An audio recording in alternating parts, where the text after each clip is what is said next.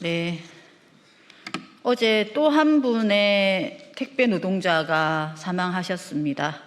고인의 명복을 빕니다. 가로사 위험 방치하는 쿠팡 규탄 대책 마련 촉구를 위한 기자회견을 시작하도록 하겠습니다.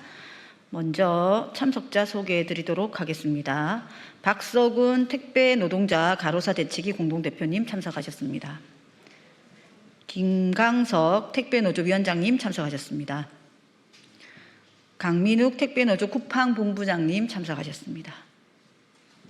오늘 기자회견 순서는 제가 모두 발언하고 우리 박서군 택배 가로사 대책위 공동대표님 그리고 김강석 택배노조 위원장님 발언 이어가도록 하겠습니다. 그리고 마지막으로 기자회견문 낭독 순으로 진행하도록 하겠습니다.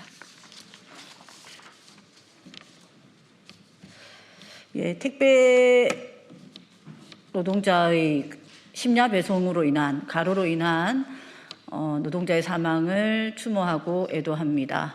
정치인의 한 사람으로서 안타까운 죽음의 행렬을 이어가게 만든 것에 대한 책임을 통감하며 사죄드립니다.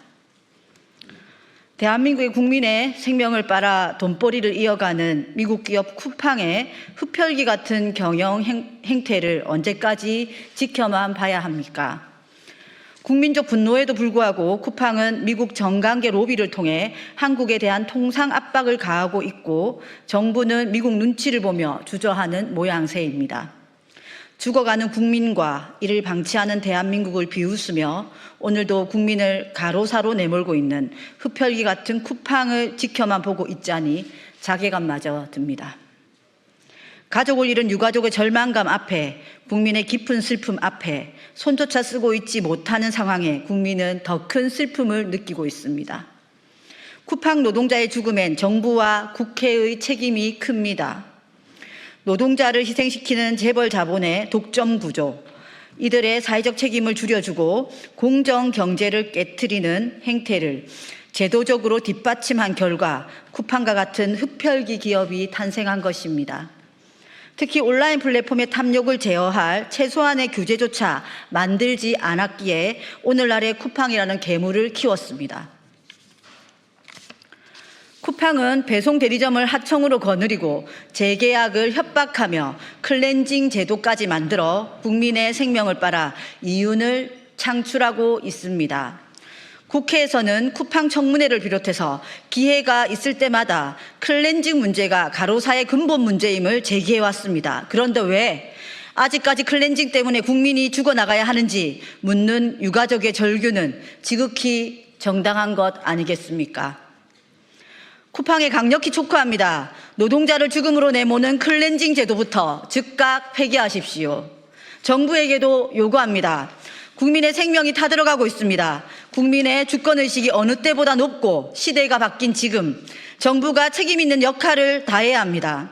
그렇지 않으면 결국 국민이 직접 하게 될 것입니다. 국민들이 기다리는 것도 한계가 있습니다. 쿠팡이 유가족 앞에 진심으로 사죄하고 합당한 처벌과 책임을 질 수 있도록 앞장서서 싸우겠습니다. 이상입니다.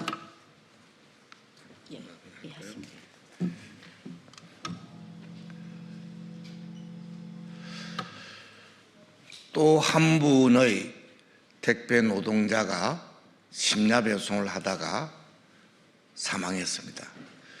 숫자로만 알려진 사례만 하더라도 최근 4, 5년 사이에 30번째, 30번째 사망이 되어 있는 상황입니다.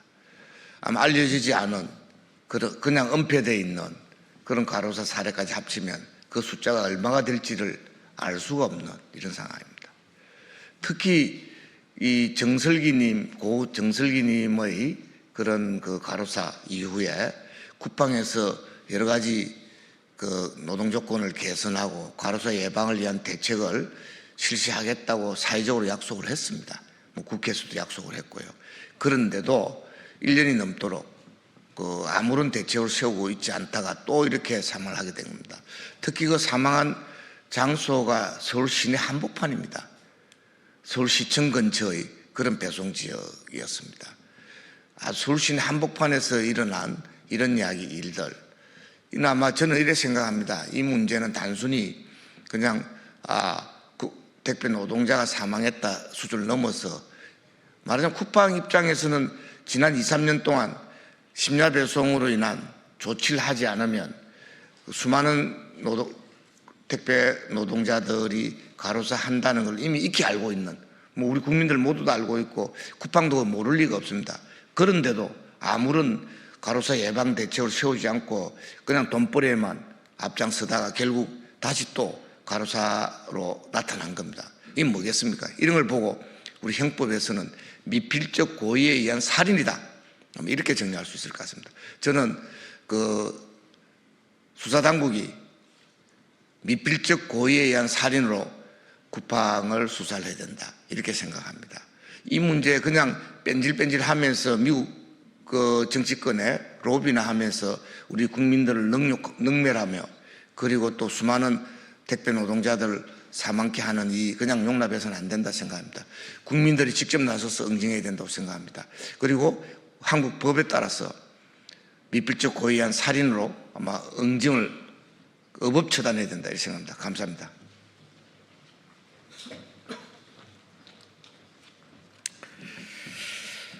쿠팡 새벽 배송 현장에서 또 한 분의 택배 노동자가 목숨을 잃었습니다. 상가 고인의 명복을 빌며 유가족 여러분께 깊은 애도의 뜻을 전합니다.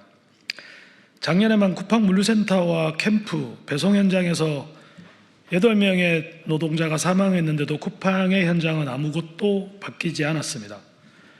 택배 노동자들 개같이 뛰게 하고 끝내 죽음으로 내모는 쿠팡의 로켓 배송 시스템을 당장 개선하지 않는다면 쿠팡에서의 과로사는 멈추지 않을 것이라고 수도 없이 경고해 왔습니다.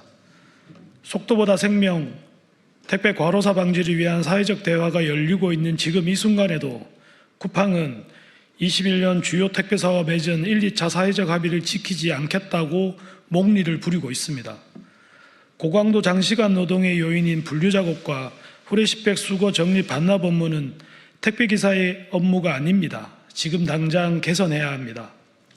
또한 3차 사회적 대화에서 발표된 심야 배송 위험성 연구는 고정 야간 노동이 심혈관 질환과 과로사 위험을 구조적으로 높인다는 점을 명확히 밝혔으며 현재의 새벽 배송 시스템은 즉각적인 개선과 규제가 필요한 고위험 노동 형태임을 확인했습니다.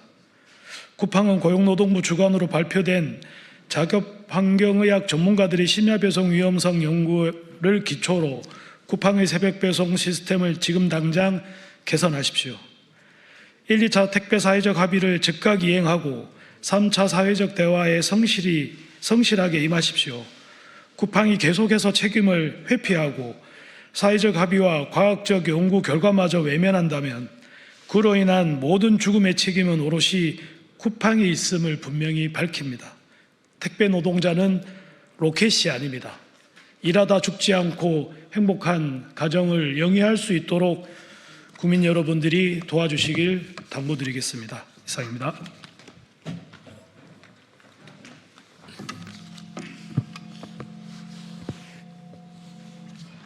기자회견문 낭독하도록 하겠습니다.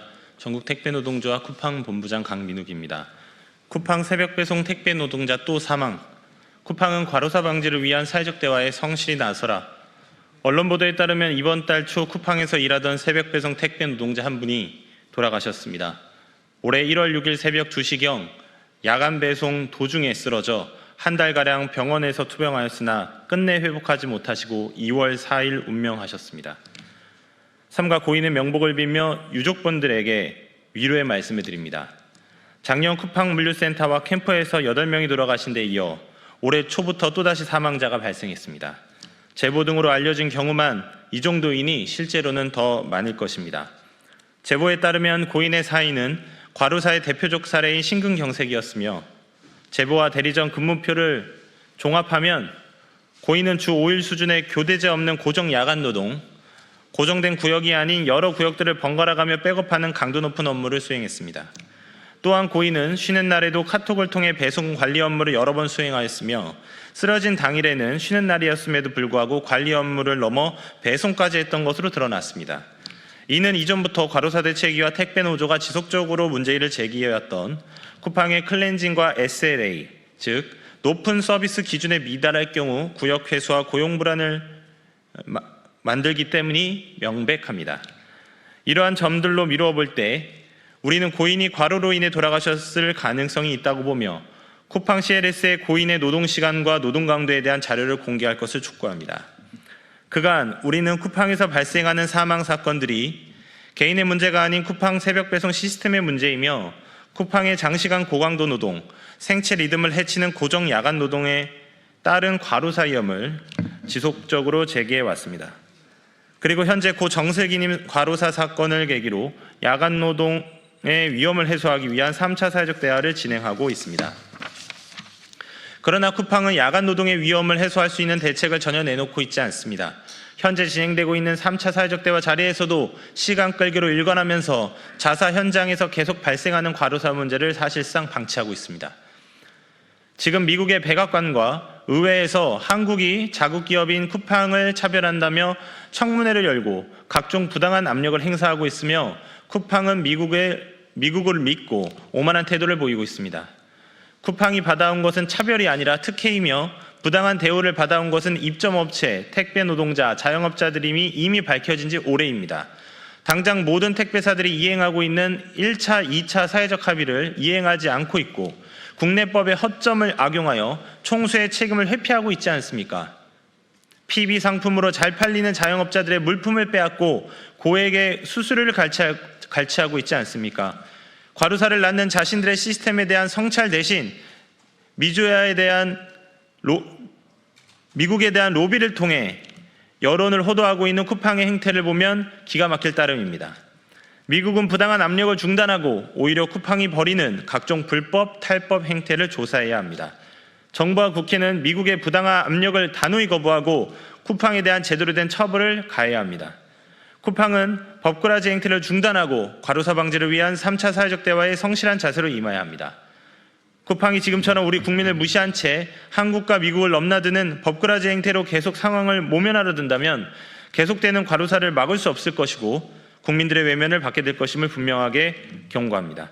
우리 택배 과로사 대책위는 과로를 낳는 쿠팡의 시스템을 개선하고 배송 속도 경쟁 속에서 위협받는 택배 노동자들의 건강권을 지켜내기 위해 계속 노력할 것입니다. 2026년 2월 27일 택배 노동자 과로사 대책위원회.